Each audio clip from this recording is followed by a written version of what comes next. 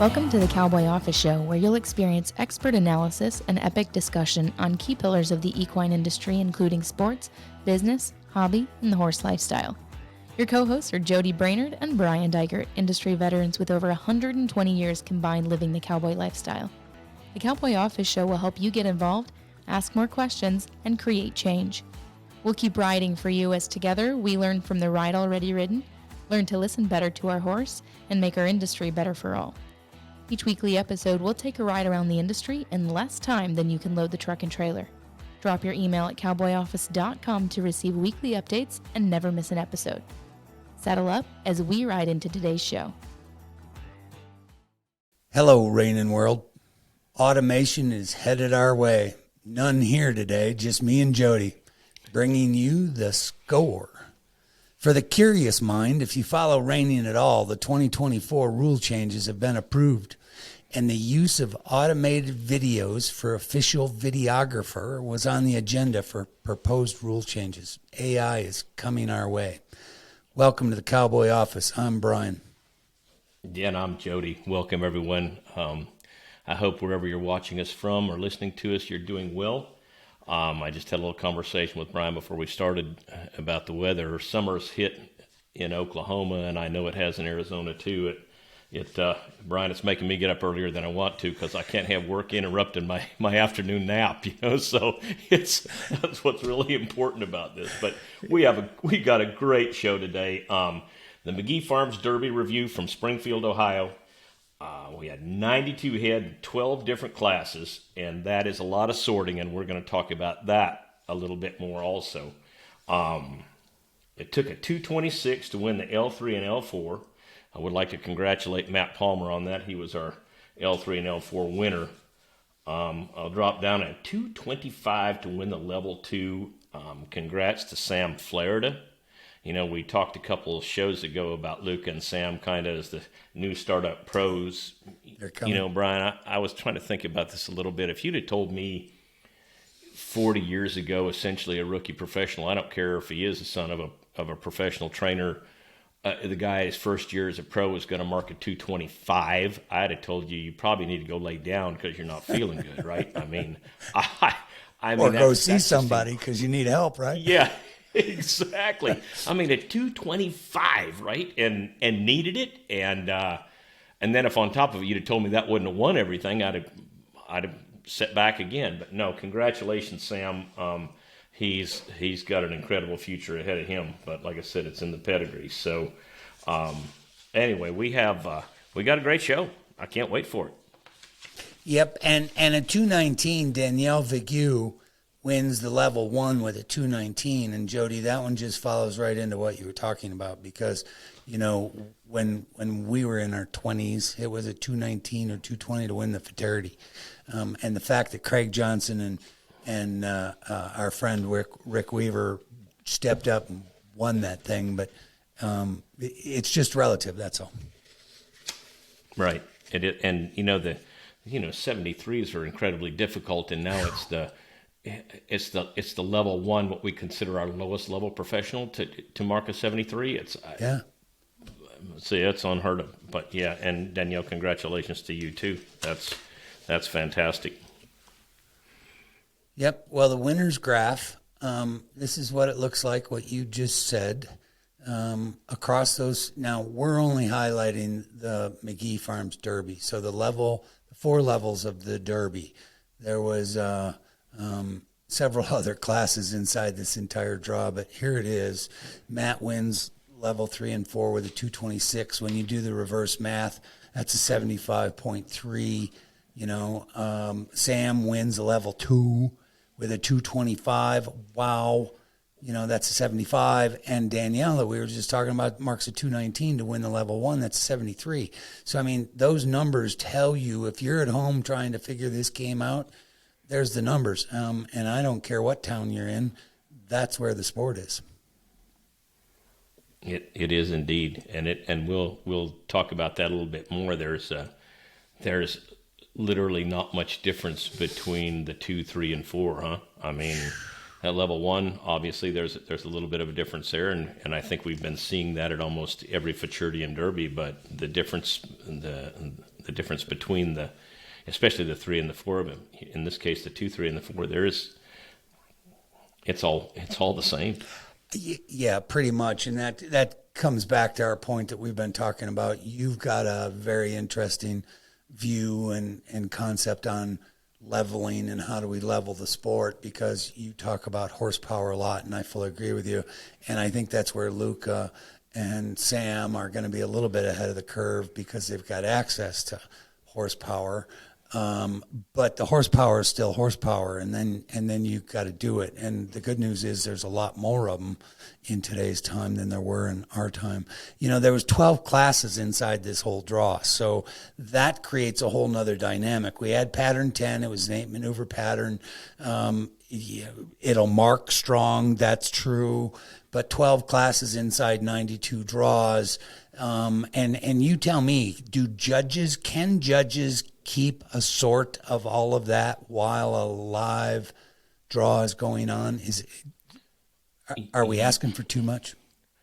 I think so. In the past, when I judged, I didn't like tying horses myself when I was in the chair. I always felt like if I did my job, and I'm talking, if I did my job, I could find a way to separate horses. That was my job, to decide which one was the best.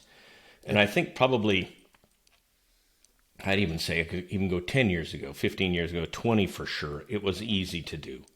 When the system first came out, it allowed us to separate those horses. Now, these trainers, the breeders, the pedigrees on these horses these things have become so good at maneuvers that they're incredibly hard to separate. And, we've talked it, I don't want to beat it to death. We've talked about it in the past over and over and over again that the judges don't have enough tools today to separate. So, the ties are inevitable. I mean, there are ways to separate horses, but not with the current system that we have right now. So I never liked ties. I still really don't like them. I think that horses should be able to be separated. But, I think, to counter that a little bit, we're just talking about, how close these divisions are. I'm a fan of less divisions as opposed to more divisions, but that's just me. I'm not having the horse show either, so that's just a personal opinion. Yeah, no, I hear you, and I think it also goes into programming, which is event production. Kind of hits a little bit closer to my home territory, and if we want to make the sport more spectator friendly while we create high quality competition, I think that's the question that we're talking about. That's the issue, and we'll talk about more of that as we go on with this show. But the mere fact, I know when I was doing it, if you climb into that chair and sit down, you got 92 horses coming in front of you. You have no idea who's in what class. You're just marking them as they come to you, and away you go. And you're right, the ties would aggravate everybody. But there's no way the officials have any means by which to sort that stuff out. So it is a nature of where we are in the sport, not one volume, but two tools and not enough tools. So we'll get into that as we go too, as we do the analytics. But one more point of interest. The industry's always said that, the difference between the East Coast and the West Coast in the sport of reining or in, modern cowboy disciplines, is that a valid statement? Is it true? Is there a difference between East and West? I think that when we first started this, and there were a few people from the West Coast that maybe would come in, and we talked about, strictly the West Coast because, when I first started this deal, the only one that I could ever really remember from Arizona besides early John Hoyt was Al Dunning. So there weren't very many in your part of the country. So there was maybe a little bit of a difference, there certainly was a difference. Maybe those horses, because they didn't have the ground that we had on the East, that was the huge difference between the two styles. The West Coast horses used their back a lot more because they were shown in deep and heavy dirt, going down the fence with a cow, whatever, and maybe didn't turn as clean and step as clean as our horses did on the East Coast. Now, with the great trainers that there are in that Scottsdale region, if you want to talk about Arizona as being West, there's great trainers in California. There's great trainers in Arizona, the East. There is no difference in these horses now. None. Right. Yep, and the numbers say that, and so, but anyways, I just wanted to bring it up because it's one of those common things, and the only thing that the numbers say at all different about this particular age event in Ohio is the total volume. That's all. I mean, you had 92 horses in the draw, but you had 12 classes that make it up. So when we look at the pay cut, and probability graph of getting a paycheck, because this was one class, one go, one run, it'll tell you a little bit of volume, but the depth is just as real. I don't care if you're in Ohio or Massachusetts or North Carolina or Texas or Oklahoma or California or Arizona. We just proved it. This 73 is the bottom end of our depth. If it takes all you got to get a 73 with your horse, you got to be pretty picky on where you're going, because you're going to get beat.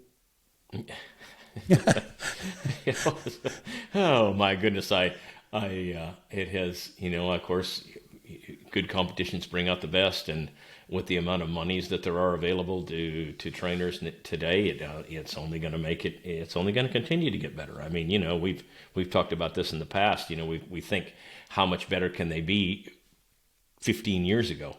And now we look at them and go, they look like limited non-pro horses compared to what we have now. So it's incredible.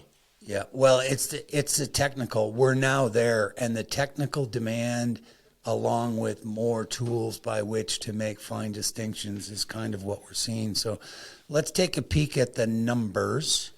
What do they say? The pay cut probability of getting a paycheck of the 4 levels. We've got, because all the Cowboy office is doing here is taking the results as published by the event producers. In this case, it's the Buckeye Reining series. And then we just put it into some graphs, and we do some slicing and dicing. But this graph shows you the pay cuts for each division. So level 1, when you do the reverse math, 211.5 turns into a 70.5. Level 2, this is the bottom of the payout. So the last person to get a paycheck, 216.5 in the level 2, that's 72.1. 218.5 is the bottom end of level 3. 218.5, 72.8. That's as close to 73 as you're going to get. In a level 4, 219.5, 73.1. But I think what's interesting when you do the reverse math and look at how close that is, that's telling you where the professional end of our sport is, not only in the rider and the horsemanship, but definitely in the quality of the livestock. Then the entries are here as well. So you've got, and it's obvious that the level 2 had 59 horses in it. The pay score spread, that is the spread in the payout. So from the bottom end, if I just use level 1, the 7.5 point spread goes from a 211.5 to a 218.5. Danielle wins that. So that's all that is looking at. What's the spread across the payout, number of entries, and then the probability. We just did the simple math, because if you're at home and you're looking at these aged events and you've been, doing your homework and you're ready to go, this is one of the keys. And in a show producers, the demand of how you have to enter when you go to these aged events. But this just looks at each level as a standalone. I know I can't recite exactly the rules on the Buckeye. I think you had to enter at least one more. But the point of the story, you had to level up once. The highest best payout probability is in level 4. So I mean, if you got a 73 plus horse, it would have, it would be to your advantage to give it a try. But probability at level 4 is 0.5. Probability at level 3 is 0.3. Probability at level 2, the deepest, toughest competition was in level 2. You had 59 horses in it. Ability to get a paycheck, you're at a quarter. and then you're almost at a half on level 1. So yeah, I just thought that was interesting when you look at it that way, and it certainly means to those at home when they're looking at events, that's what you got. It is. That's the guessing game we used to play all the time. I mean, if you had your string, year to year when you were training, you knew what you had to ride, and it's like, okay, where can I go that's going to give me the best chance, right? To get What's a the chance check of getting a check? Yeah. Yeah, exactly. And today it's like, pretty much nowhere. I mean, everywhere you go, it's deep. So, oh my goodness. Yep. Yeah. In our day, we were looking for 2,000 added Reinings, and then we just looked at last year's entries to see how many entries and the probability of getting a paycheck was, right? Yep, exactly. Yeah. It's, oh my goodness, times have changed everywhere. Yeah, let's take a step into the score spreads, because this is an obvious one, and we've already been proving the point because the world gets wacky in a multi-judge system. This derby used 3 judges, so 3. The thing that's interesting is that we still, as an industry, when we use 3 judges, we put them all on the left wall.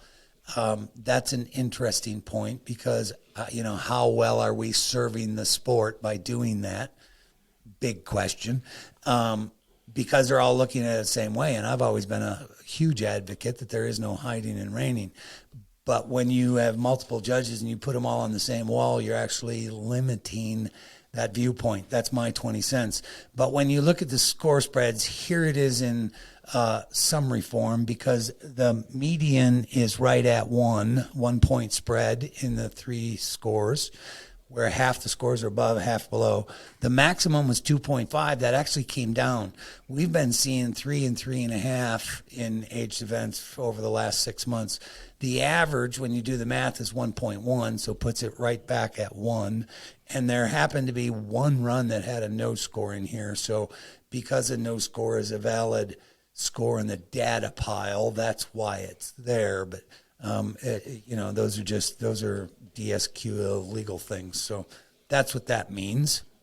But the industry gets wacky when they see differences in the score spreads. And we've been trying to help the industry to understand that it's actually healthy.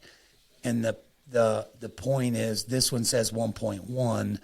When we look just over, the last 6 months with some of the events that you and I have been covering, this one, the median was at 1. It has been 1.4. This one, the maximum is at 2.5. It has been 3 and 3.5. And then this one's average score spread was 1.1, and that has been 1.5 to 1.7. So that actually means the 3-judge system in this particular competition came in and tightened up a little bit, which I just think that's interesting. I think there is a point. Bingo, we hadn't seen bingo in the last few events. That's where all 3 judges mark the run the exact, not the same way, but the score comes out the same. So 7% of the time, there were 7 runs out of the 92 that the 3 judges marked that came out with the same score, which is that's that one, Jody. We used to always talk about that if you put 100 judges in, they'd all judge it the same way. Those are the obvious ones, and that's rare. I think the left wall is an interesting one. You got a take on that? Yeah, I mean, I absolutely do, and I'm in complete agreement with you. In fact, I can remember how long ago it was when you chaired the judges committee, because we still actually use some of those films over in the Adequan building. You were the first guy that said, you know what, we need to put one of these chairs on an oblique, on the right-hand side of the arena with a 3-judge system. And that was fantastic training for guys, in judges schools, to have that angle, and difficult to judge from that camera angle. I mean, it is. It's not as simple as looking at those horses coming straight on, because your concentration level certainly has to increase, but so much better for the accuracy and, to pick up on those, maybe break a gates, from behind. But that oblique is really, really important. So for me, I'm in complete agreement. There's no there's nothing in the rule book that says we can't move judges around. I just think it's kind of like that old, it's a flaw. Well, this is the way we've always done it. This is the way we're going to do it. You know, the seven most expensive words in the English language. So yeah, I'm in complete agreement. If I were a monitor in that situation, I would certainly probably have to get show committee's approval. But I would say, you know, in any one of those three that were in the chairs at this show, I know them all excellent judges. I mean, they're 1.5 or so, all of them are, and not one of those would have had an issue with being on an oblique instead of facing those, you know, facing the horses as they come to them. So, why not? You know, right? Why not? Well, right. That's the point. Yes, yes, show producers, management got to be thinking about that stuff. And if you're going to spend the money and put the resources for that kind of expertise and use a multi-judge system, why wouldn't you be using it in the best advantage for everybody? Not only the officials, but also the exhibitors, and then of course the payout, because everything that we do in this sport is about the payout and the records over lifetime. So that's yes. Let's step into the maneuver evaluations, because we'll just show some of the numbers, and then we've got runs to look at, which I think is very cool. But in the maneuver, because the industry says the judges, the officials don't use the scale. Well, yes, they do. You have to look at the whole thing and be looking at the whole pie in order to truly understand what's going on. This shows you the entire use of the scale across 92 draws. So those 92 draws are looked at as one large group. The average spread is 1.1, which I said. The maximum spread, this is point spreads on scores. This is 2.5 using pattern 10. So this shows you the breakdown of those score spreads from bingo to 2.5. I left 3 on just because it's common in our aged events that we see it, but there were none here. There was only 2.5 point spread was a maximum at 4%. The bingo was at 7.6. So it's obvious to see where it is, which again, it's saying the same thing we've been saying, which is, you know, the 1 to 1.5 points is absolutely normal in a multi-judge scenario. Let's step into the maneuvers, though, and see, here's the maneuvers. This shows all the maneuver scores across 92 draws. An 8 maneuver pattern, 2,208 maneuvers were marked because we used 3 judges. And this shows you 2 things. One is the actual number. So when we look at correct, which is the big blue chart right in the middle, there were 952 maneuvers marked correct, which is 43.1% of all maneuvers, which is actually higher than what we've been seeing in the last several aged events. The next most significant bar is the plus half. So this event, it actually was a little bit heavier on the minus half. So was on the poor, correct, and good. And then it stepped up. Yes, 69 maneuvers were marked plus 1, which is 3.1%. And there were plus 1.5 maneuvers applied. And that was 0.14%. But if you also look at the bottom end, there was only 1 maneuver that ever got a minus 1.5, which is a 0.05% of all maneuvers. So the simple answer of the officials don't use the scale is not a true statement.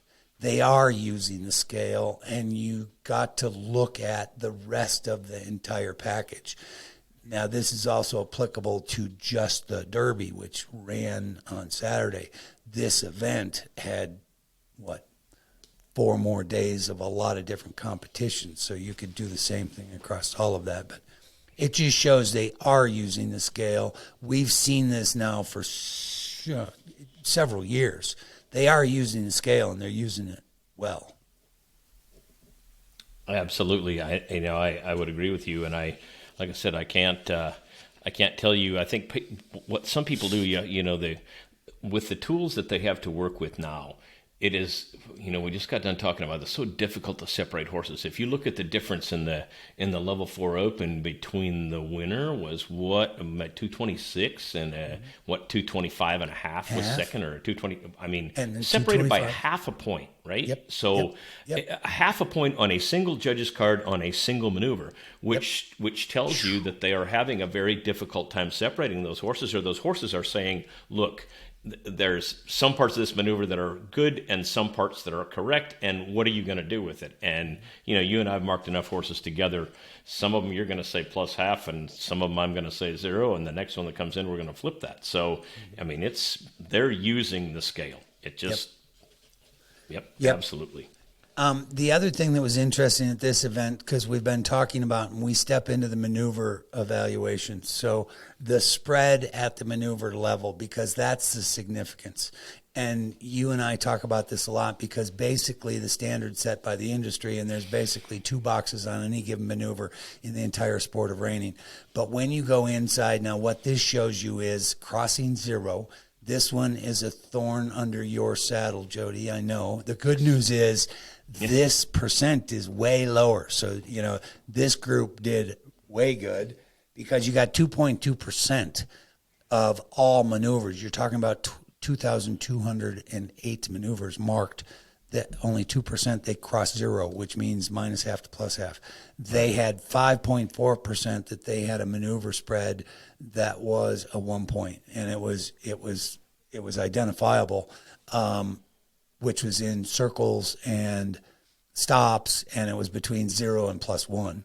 And then you just put those two together, so you have 7.6% of all maneuvers that had that spread of a point, which is that's a low percentage, and it's low compared to what we've been seeing. Yes, way acceptable. These numbers are to me. Like I said, I have huge issue with it when we have that in every drag set. But when you have 2% over a horse show, then those are acceptable, right? Right. So. Well, and that's it's part of why we use multiple judges, and it's part of why you actually don't want, when you're using multiple judges, you want them to have unique decisions and unique analysis on their way to their end. You just want them in the same lane. I might not be saying it quite right, but that's kind of the bigger goal. And that's the way we used to always train ourselves and teach ourselves and talk about it and get prepared and warmed up and all the rest of that stuff. And so this event showed us it's working very well. Yes, absolutely. So let's take a peek. Let's look at some runs. We're going to start with Matt riding Unpainted Special. This is the one that wins it. Marks a 226. When you do the reverse math on it, it's 75.3. That's an average coming backwards. So I don't know how many people in the industry actually do that, but it's about as real as it gets. And so we're going to see his run, and congrats to Matt. He wins both, the level 3 and the level 4. Here he comes. First stop and back up.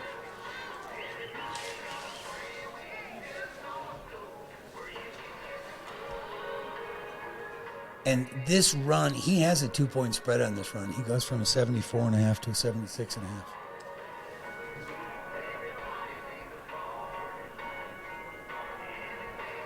I'm going to twirl right.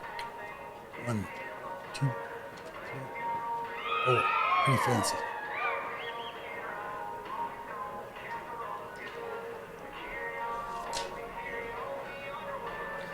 Twirling left. Yep. And he pulls a +1 on all 3 on the left spin. So they're looking at it exactly the same way. This right set of circles is an interesting maneuver. And it's a great one to kind of talk about. And here's part of it, because he takes his dear sweet time to get up to speed, so the degree of difficulty is down. That doesn't make it bad, it's just down. It's not that difficult. Now he's up to speed, and he's way to the inside. across the middle. Now the smartness to him is he stays to the inside. And he slows down, and this is good. And this is a great case of the barometer and what do you do with it. And on middle and change, but all of it's to the inside, which makes it safe. That's one of the maneuvers that they actually spread from 0 to +1 on. I found it fascinating. And I believe there's two parts to it. One is that he took his time to get speeding up, and two was he kept it way safe to the inside of middle.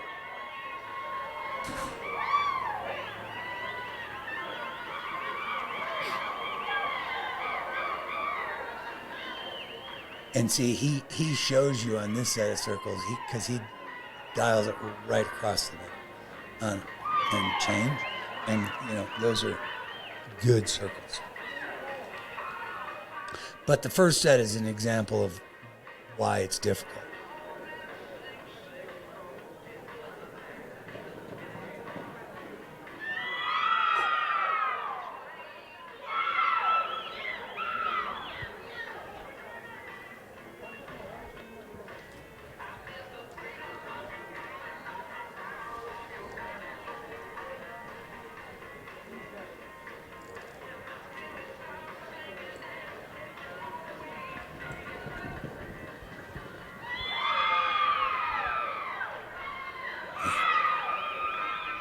And this is a great example of what we're talking about with putting all three judges on the left wall, because they're looking at it exactly from the same viewpoint. But what if you had one on the other wall?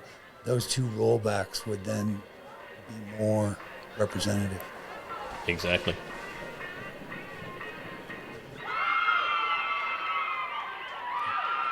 That's the winning run. He marks a 226. When you do the reverse math, that's an average of 75.3. We are going to take a look at, real quick, the right rollback for Matt while we're here. And we're going to look at it in slow motion. And Jody, I really want your take on this, because this is my view. This is why judges and the spectator struggle. It's also why rollbacks are hard, and why the maneuver is overall hard.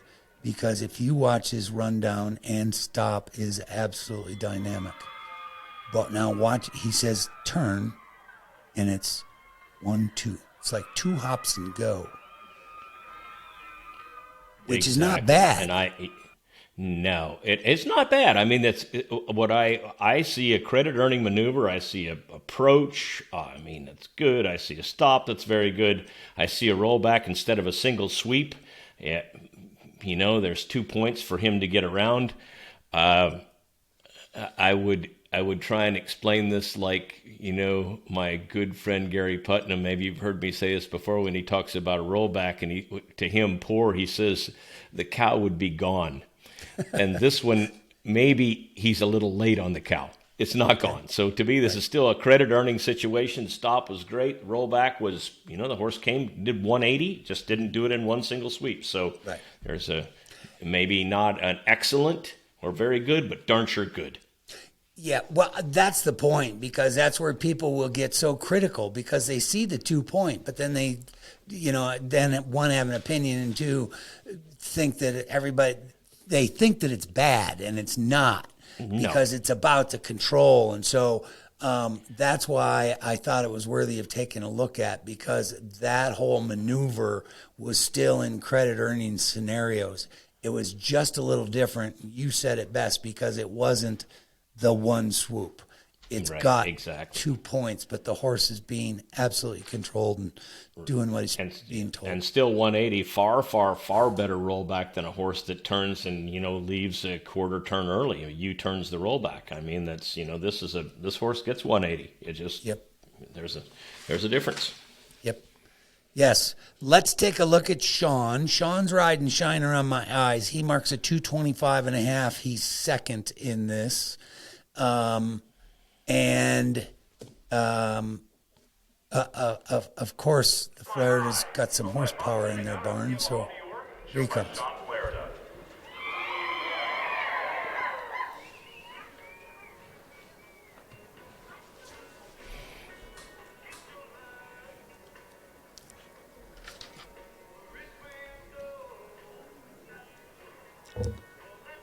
Now it's time to turn. Whoa. Pretty strong. Oof. Hard to make it much better. I'm not sure if there's penalty application involved there or not from this angle. I can't tell. Right. And there is one there. And Yep. so, yes. Whoa. So, yes. Well, There's some of your 1s and 1.5s. They were on the cards. That's what it was. There was a half-point penalty on that left spin. And we'll take a look at those again. It's time to go low. And see the difference here? I mean, he steps this thing up into the right lead and keeps stepping on the gas pedal. Which is degree of difficulty. Ground. Yeah, degree of difficulty is high. And right across the middle. Yep. Yep.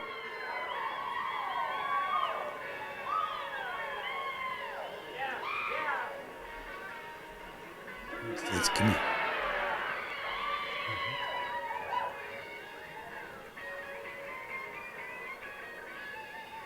Good stuff. Right on target. Yep. Dancing. Yep. Yep. Nice loping, nice moving, staying balanced. I mean, everything about it's good. This is all credit earning. This is about how good.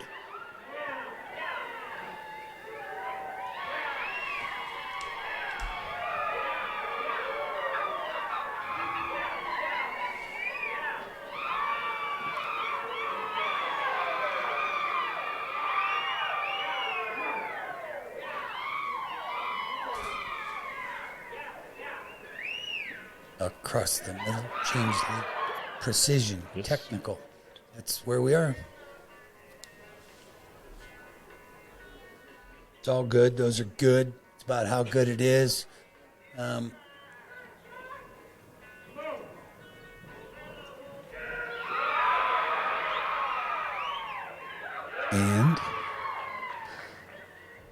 pretty solid plus half. Yes.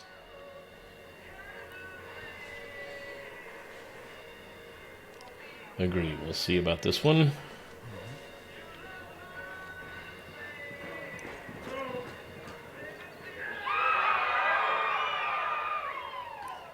And there's why it's hard.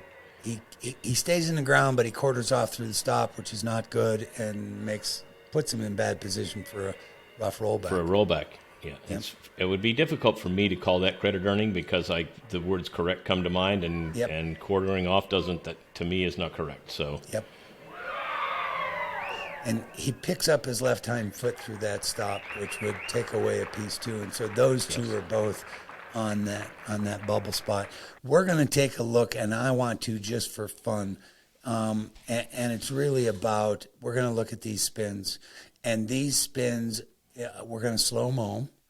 But if you want to see the precision and technical detail of where we are in slow motion, this is a great 1, 2, 3, 4. The precision of control is phenomenal. So those are plus 1.5 spins in slow motion. And then he's going to come back left. 1.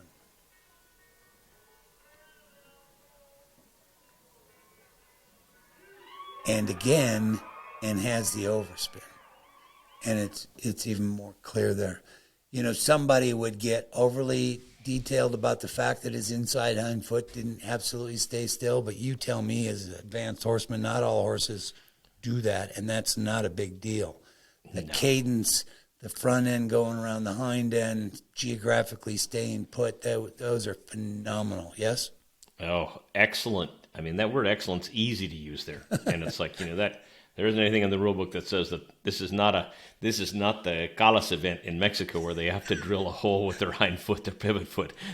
These horses are allowed to move. As long as the geographic location doesn't shift significantly where they're moving, that whole body, good. I mean, I don't know if a horse can turn that fast without moving that inside hind foot just a little bit. That's right.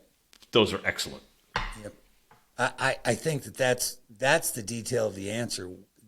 The faster and more dynamic we're seeing horses spin, they almost have to. It's rare when they don't. So, yeah. Yes. Okay, we're going to take a look at, so there's your top two horses, 226, 225 and a half. You brought it up before, half point, one card. That's what splits those two. When you do the reverse math, that's 75.3 and a 75.16. That is how close our competition is. We're going to look at draw 52, Tanner boys, dreaming of a good time. First stop and back up.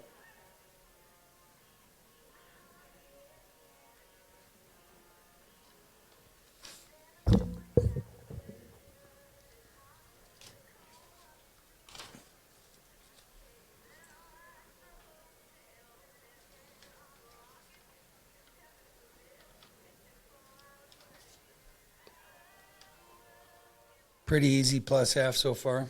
For sure.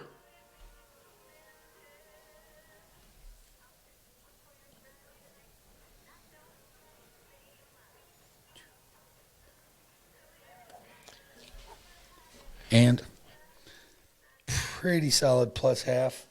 Again, I'm with it easily.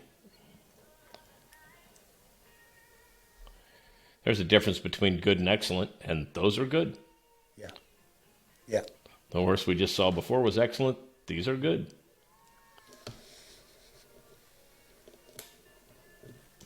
Time to go low.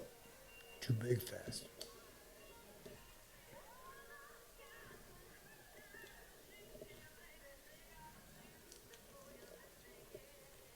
Right across the middle. It's willingly guided, right between the bridle reins. Yeah. Maybe not the degree of difficulty, but certainly soft and willingly guided, and good set of circles also. Oh, you have to. You have to. Yes. Change lead, stay small, slow.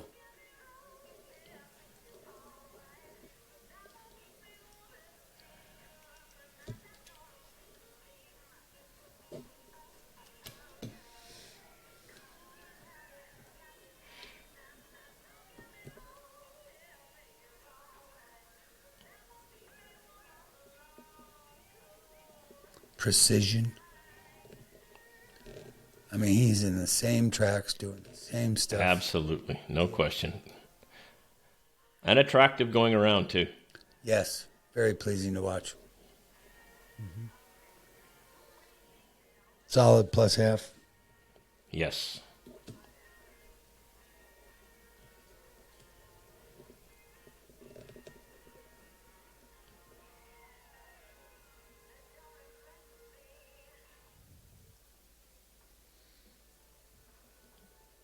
Kind of correct. Yeah, I think. Yep. Strong correct. Yep. The bubble. Yep. I learned to hate the bubble. Tools in the toolbox, buddy. Yeah, I know, but that's all we had. Still do. Yeah. Yep. Good. Yeah.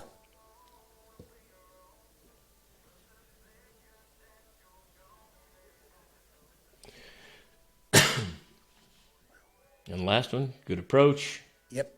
Good stop and stand up there and wait. Good Says, stop. yes, sir. Quiet and relaxed. Good. Also. We're going to look at that last maneuver, that stop and hesitate, because this is one of the ones that our maneuver spread separated by a point. It went from a 0 to +1. And this is why our sport has difficulty. It's not, but anyways, this is good. This horse, he reached in the stride, hits the ground, stays there, stands up, and you tell me, Jody, if we were sitting in the chair, you'd do what? Oh boy, I would. I call it good, and I'd think about very good. Yeah. So credit earning to me. I mean, I'm going to say plus half for sure. Yep. And if I'm riding it, I know it's a plus Should have been half. a 1. Yeah. I know it's good or very good. Yeah. So yeah, I think that 0 is probably a little tight, and I can understand where the if you called it very good, maybe it's credit earning for sure. Yeah. Yeah. Yes, and so that's the answer, because it's back to one of those two boxes, the plus half or the plus 1, and you could have gone either way of that bubble, but sitting on the correct is being too tight on that particular one. So it's just an example. It's not a that's all. We're not. It's the imperfections, but it's okay. We're all doing good. If you did the reverse math on those 3 scores, you'd actually get like a 0.62. And so it tells it it's just a little bit better than the half, which is the bubble of the half. And yes, that would be the most accurate there is. So I think that's interesting. Very. But yeah, good run. Nice run. Yep. We're going to take a look. Next one we're going to look at is Brandt, draw 64 on Smart Rockstar. He marks a 219.5, which is 73.16. Here he comes. And to me, this is where our sport is, because this is good stuff, but it's got some stuff in it. And so we all, the officiating, the exhibitors, the spectators, we all got to kind of be understanding it, but this is good. 1,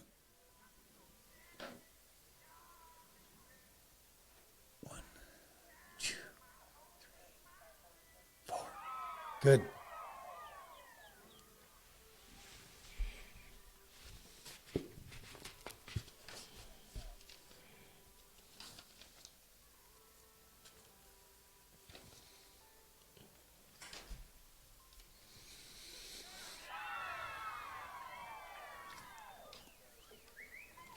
I mean, you're plus half across the board for the most part. Yes.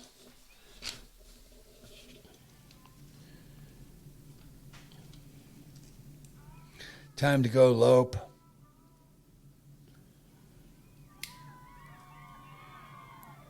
And everybody's got to pay attention. And again, this is good stuff. God, these horses are pretty and they're balanced and they're right. Such good movers. Oh.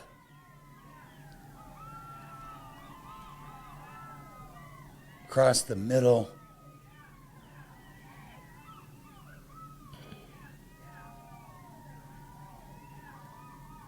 And boom. Did you see that? Comes out of lead. Small issue right there. Yep. Penalty 1. Yep. 1 stepper. And again, this is the demand on the officiating, to see it, to be it. And not only do you have to see that penalty, but then you also have to make a decision on what you do with the maneuver. And they will have a natural tendency to adversely affect. It's just nature. Takes work to not let them. And then come back and you got to be clean, because this set of circles is pretty good stuff. Indeed.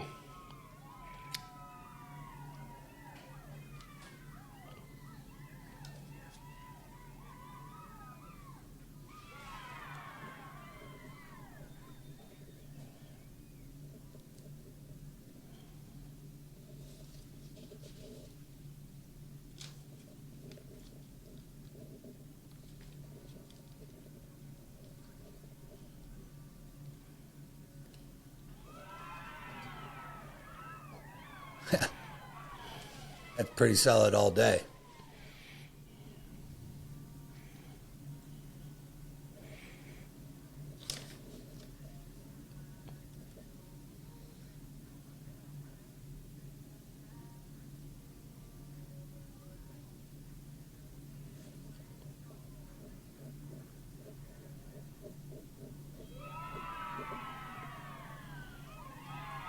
And a weaker rollback. And there's a difference to the two sides. Yes.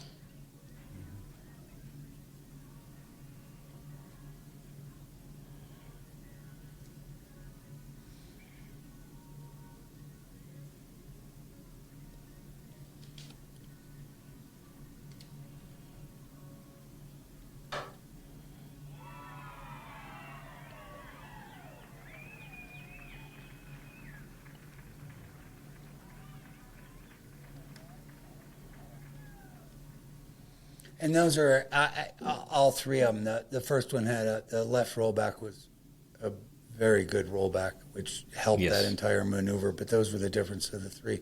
We're going to take a look. We've got those right circles because people will miss this. So pay attention, and this is one step. It is boom, out, in, and keeps going. And does it interrupt the maneuver? Right. And, that's interesting because, this camera's on an oblique angle, too. It's not dead center on the center judge's chair. So it's pretty easy to see it if you're looking for it from the camera angle. So I would say that the oblique judges that, chair 1 and 3 would have a better shot, and coming right at chair 2, those are easy to miss because I have sat there and I've done it myself. It has happened. So those are one of those, sometimes somebody's like, well, how come that judge didn't get the penalty? And it's like, well, sometimes you can't see it, it's like, it just depends. Well, that's true, but, we opened the show with automated, artificial intelligence coming our way and the use of technology, and I've been a strong proponent of this for a while now, which is I believe penalties either do or do not occur. We've taught ourselves, and I don't want to slow the show down on the fact that this is a case of if all judges didn't see the penalty, it doesn't get applied. So 2 of them see it, 1 of them doesn't, there you go. So if you look at the scores, this is a case of why the spreads on the scores existed, because 1 of the judges didn't see it. Okay, fine. Now comes the rest of the story. In today's time, should we be using technology to where penalty application, I believe they either happen or don't happen. So you got a multiple judge scenario. Can you use technology so that you can make defined, clear decisions, fast and accurate? And the answer is yes. And we're just not there yet. We're still using reviews. We only do it on the 2-pointers. I get it. We're coming, but we're just slow to doing that. It's a classical case of if you just looked at the final score, you've got to know the rest of it. And it was that penalty.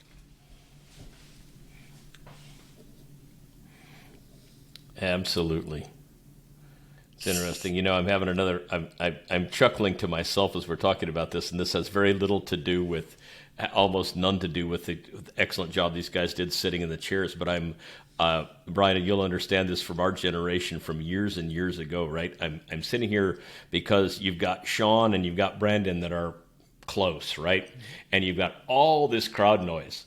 And you've got the Tanner Boys, who's from Wisconsin, and it's dead silent when his horse is going around that pen, right? And it's like, and I got thinking about that. I got laughing because years and years ago, Dutch Chapman, bless him, Hall of Famer, right? I mean, as good a best coach maybe ever for the non-pro crowds.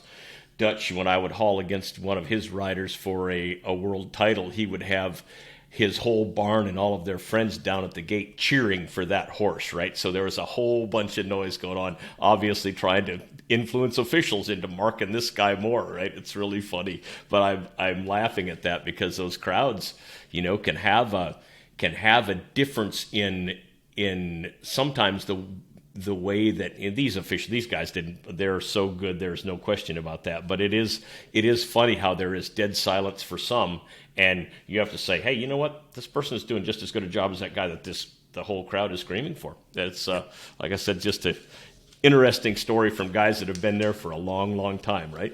Well, I agree with you, but that's a skill that has to be taught and mentored to officials along the way, because how do you not pay attention to that? And you have to go through the experience and gain the skill to do it. If you allow that to influence you, you'll end up having mental head games. You'll end up in the insane asylum. So, yes, I hear you loud and clear. And I remember those days well, because there was a few other people who used to play that. They'd perch right behind you at some of those shows. And anyways.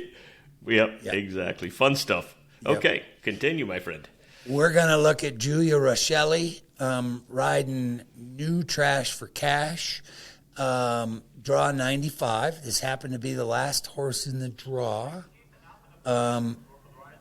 It's a pretty interesting one, because this represents, there's a lot of horses and riders out there that are right here, and they're probably, asking themselves all those questions. So I thought this was pretty cool because anyways, pretty nice stuff.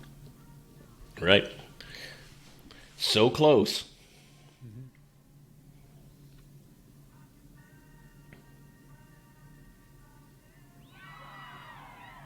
Good turn.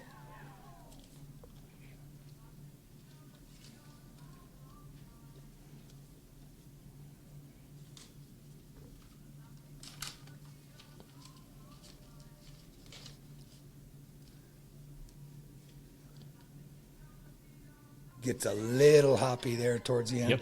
A little bit. Still a good turn. Yep. Yep.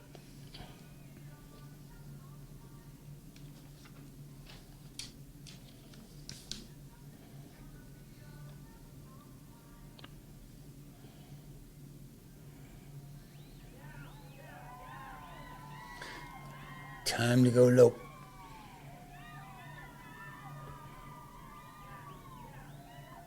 And again, you're thinking, I mean, just, God, these horses are good looking, good moving, well balanced, they're fit. Man, pleasing to watch.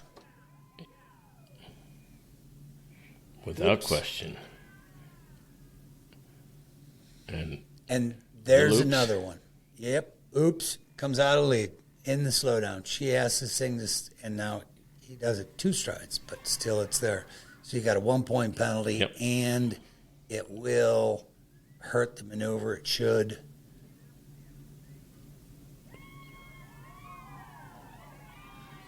Gets a little wobbly with her steering on the small slow, which is about pattern placement. Steps on the gas. Time to go bigger and faster. She's going.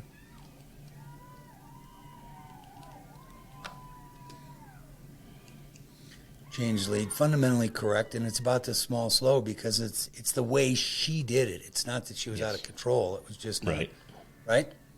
Yes.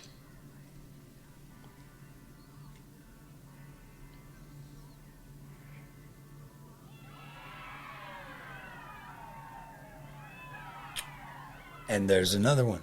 Rollback's a little bit rough, but good stop. Yep.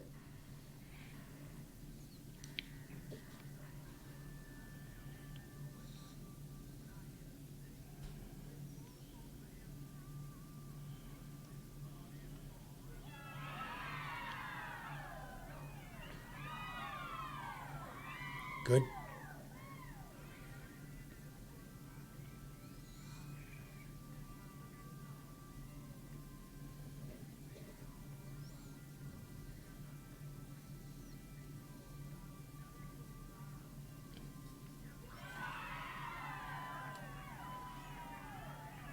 Good. You know, she marks a 2:14.5, got the 1-point penalty in the right circles. We're going to take a look at that again because it happens quick, and if you're not paying attention, you'll miss it. But this is a 72 to 73 kind of horse and ride. So, absolutely, it's and these are runs that in the past I've seen some cases, Brian, from where judges that I've actually taught, and you have too. It's kind of like they'll see a penalty and they'll stop judging. You know what I mean? Like there's a 1-point penalty and it's sort of like that. Okay, well this horse can't place, so and they'll stop. They stop with the credit give and go with 0 out maybe, and I mean we fortunately we don't see as much of that anymore. But it's like this set right here said, you know what, you're still in the credit earning category. This reign is not over yet, so they continue to mark the horse even after penalty application. So it's positive to see that. Yes, I agree with you. And with this many divisions inside a draw, that they don't know. And this horse ends up being in the paychecks and should have been. And what I found fascinating with this run is because it's a 72 to 73 kind of horse, has a bobble in there. So, there's a lot there to work with, and you're 100% correct. And yes, we used to all do that. And that's a bad reflex. We're going to look at one more, Mr. Sam. And when you talk about the apple not falling too far from the tree, Right? he comes. Yeah. Well, and we know this horse, Alpha Jack Sparrow. It's and again, you gotta wipe the slate clean. Even though you know what this horse has been capable of, doesn't mean he's going to do it every time. Stop and back up. Absolutely. Yep. Big league stuff. And 1, 2, 3. Whoa. Huh? If he was wearing a green shirt, you'd swear it's the same guy. Exactly. Wouldn't you, though, huh? Yeah. A few years ago, but yeah, absolutely. Turning, no question. Yeah.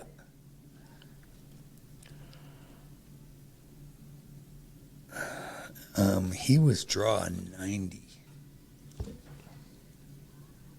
And so off we go. And those are big league spins. Those are 1.5. Oh, my. Yes. Spins, yeah.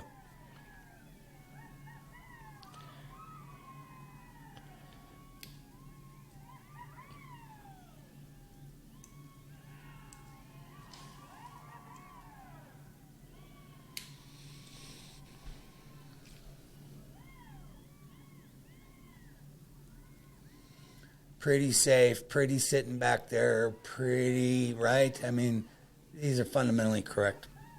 Yep.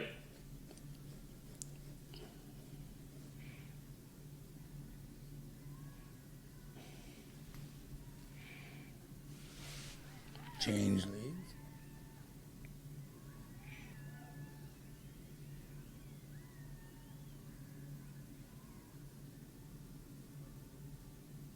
Time to go.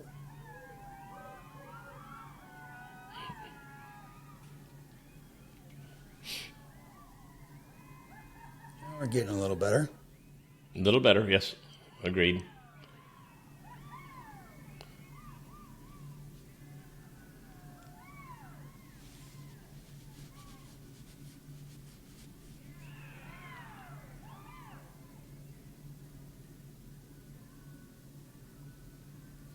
Yep.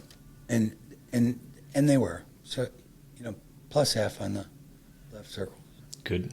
Yep. This is an interesting one.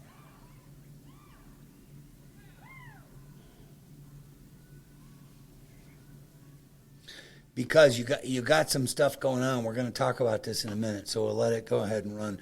But this is why the stop and roll back and why the circles are the hardest maneuvers to mark in reining and to be consistent. The same thing is true here.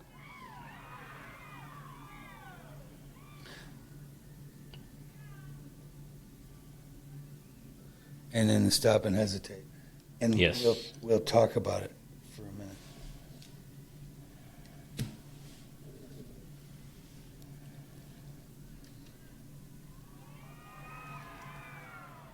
This one wants to be pretty strong, and myself, I struggled because he cocks his nose out there to the left about halfway through that slide, and I'm trying to figure out what's that all about. So we'll talk about that real quick because you got a little bit of that violation of A general while you got a lot of good, and you, as judges in the officiating system, you got to sort that out, and that is true. The judges mark that last one 2 plus halves, 1 plus 1. They also flip between 0 and plus half on both the rollbacks for the reasons that we saw the same stuff. What we're going to look at real quick, and then we'll talk about it, Jody, because the barometer and how to make consistent is these spins. And if we didn't know any better, 2. And this horse keeps an inside hind parked pretty strong, which is rare. But this is dynamic. Now he's coming left.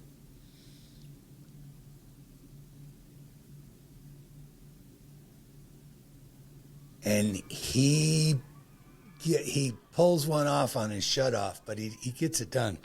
So, yes. And still it's good enough to, you got to give him the credit, yes? Yes, absolutely. No question. And then let's just talk for a minute because so that the audience can understand the difficulty of making final decisions and being consistent with it. Because in Sam's, both the rollbacks, they're not perfect, not going to be. They're earning credit because the left one, he cocks his nose to the outside. The right one, he actually quarters off a little bit. And so they're just pieces that we all see, but then the officiating system's got to do something with it.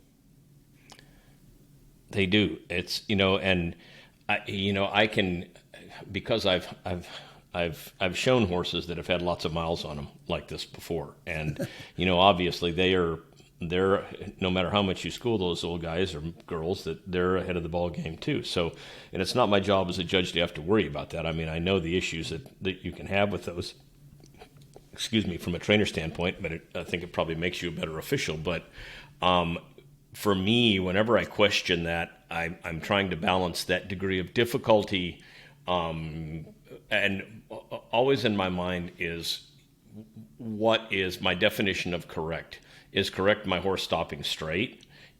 Yes. So then if my horse quarters off, then that's no longer correct. So, and how hard he went to it, and then it comes with the rollback, then I can give credit for degree of difficulty, but I have a very difficult time calling that whole maneuver credit earning when that happens, something like that. So it's just me, and that can balance. I can see some horses that can go down, maybe pick up a foot during a stop, but have an excellent rollback, and I can say, you know what, that's credit earning, just because of that part of the rollback. So those dynamics change with each and every maneuver, and it's just up to the individual to decide at that point in time. And you don't have the slow motion replay. Right. You gotta go, okay.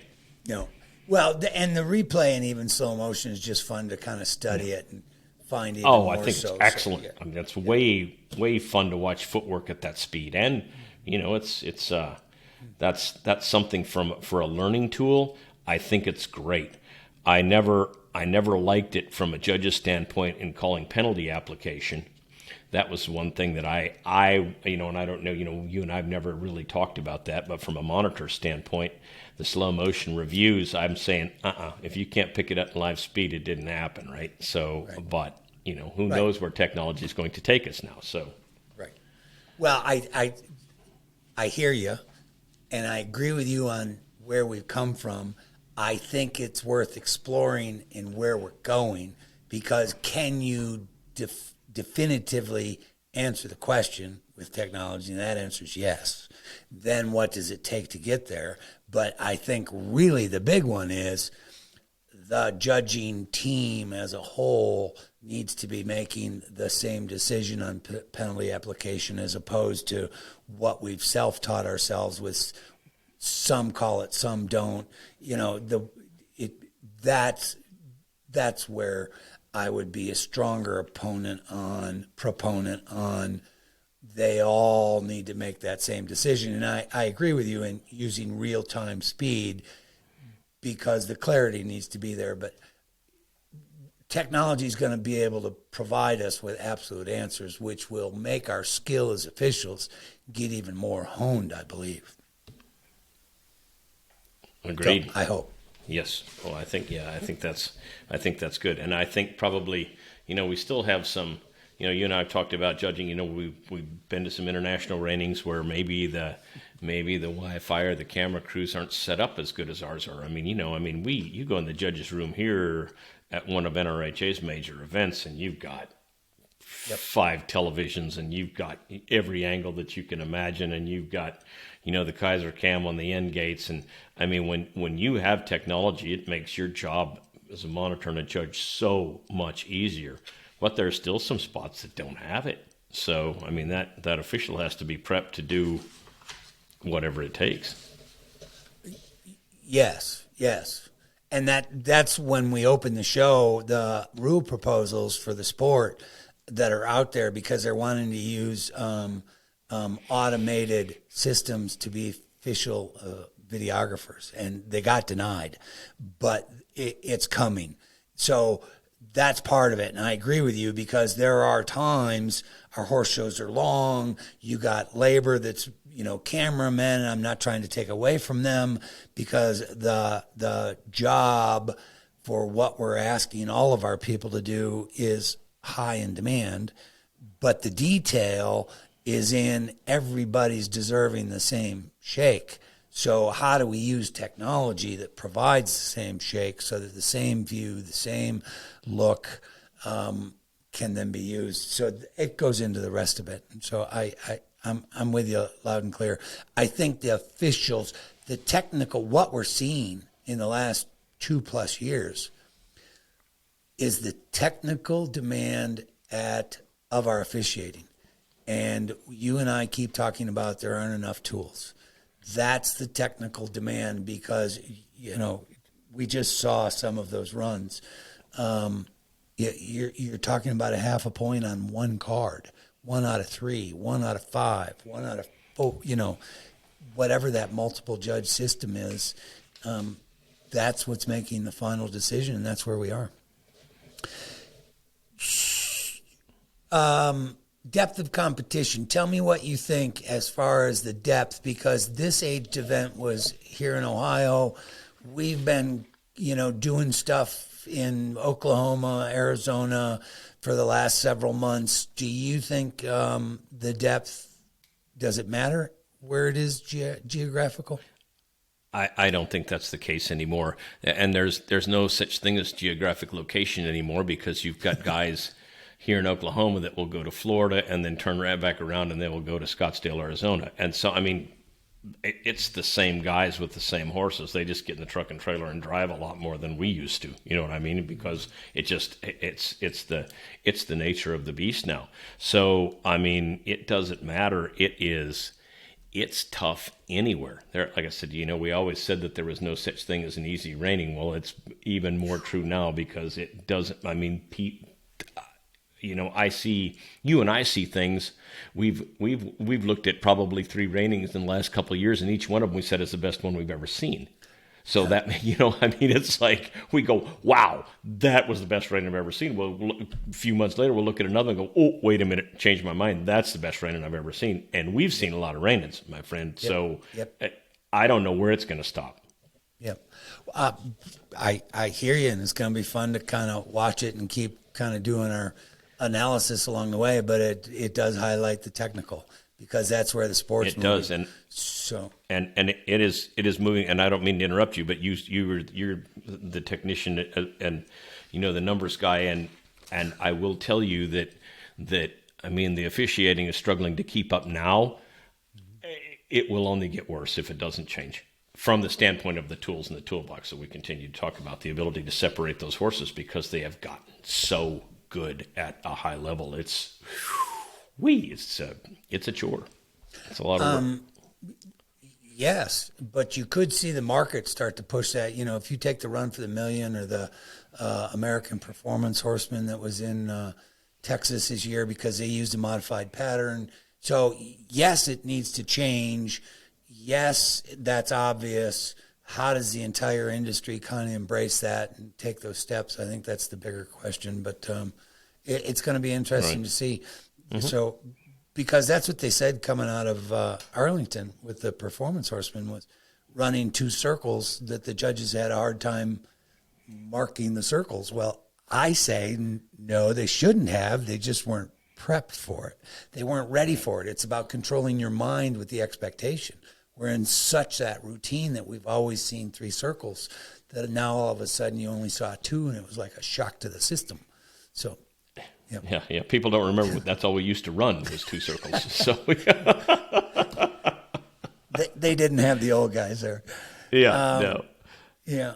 So we're there. We're finding new trends. We're finding new norms. We're setting new standards. This was an interesting event to cover. Thanks to National Broadcasting for helping us and working with us to get some video footage. Those guys are doing great work. We see them often across the industry. Congrats to Matt, Sam, Danielle. You guys deserve it. Enjoy it while you've got it. Look forward to seeing you again in another competition. We hope you all here in the audience have enjoyed the show. Jody and I will be bringing a show that we're going to take all the answers or all the questions that have come in on the website and make sure that we do one show that covers all of those. We've been answering them along the way, but we want to be respectful of the entire audience and actually do a show on just that. So we hope you have enjoyed this one. If you don't follow us, go to cowboyoffice.com, drop your email in. You can communicate with us, ask us questions, put in pieces of requests. We're happy to do the best that we can. And as you follow this one, make sure you hit the subscribe button on the channel of your choosing. That helps Jody and I stay alive. Horses are good for people. And until next time, enjoy the ride. Absolutely. Brian, and you get the credit for this one because it was something that I didn't think about from a guy who made a living riding these things for a long time. The riders get the credit all the time, and we're happy to take it. But without those horses and without the owners, it wouldn't be the sport that it is. It just wouldn't happen. So anyway, they get credit too. It's been a great show. We've got some really fun stuff coming up. We hope you enjoyed it. Until the next time, stay in the middle. Today's episode is brought to you by 4D Productions in cooperation with the Consultment Agency, a full-service agency that helps bring forward-thinking equine brands into the 21st century using digital skills and services such as website development, graphic design, social media, and media production such as the podcast you're consuming here today. Thank you so much for riding along with us today. Sign up at cowboyoffice.com to be the first to know about topics affecting the industry we love so much. You can reach out to us with topics you care about by finding us on TikTok, Instagram, LinkedIn, Facebook, YouTube, and all podcast platforms. And remember, share this episode with someone that may enjoy it, because the more we can share our horses with others, the better our world will be.